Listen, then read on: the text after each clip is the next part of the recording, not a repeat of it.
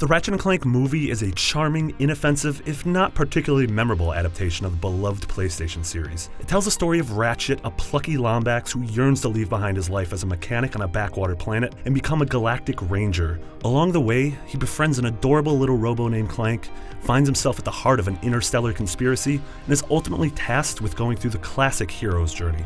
The whole thing is very Luke Skywalker in A New Hope, which is not necessarily a bad thing.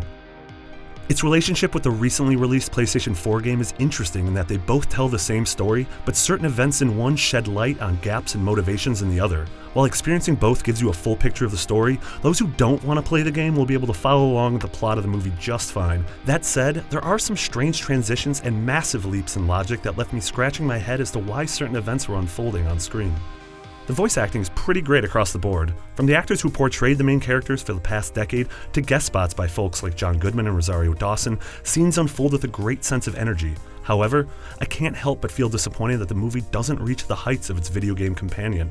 One of my main gripes with the movie is that it's completely missing some of the core tenets that have made the game series so great for nearly 15 years. For example, while the games manage to toe that wonderful Pixar line that appeals on different levels to kids and adults alike, the jokes, themes, and scenarios of the film rarely contain any of that depth. I could totally see a younger audience laughing at some of the base gags, but especially compared to recent animated gems like Zootopia, Ratchet is completely devoid of mature themes or any real message.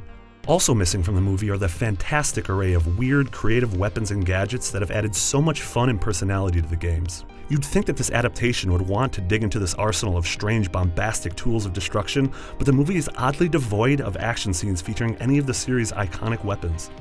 Ratchet and Clank is not a bad movie by any means, especially when compared to some of the downright terrible video game adaptations of the past 2 decades. But given the humor, action, and sense of adventure of the games, the movie is ultimately a competent, shallow take on the adventures of the plucky Lombax and his robot buddy.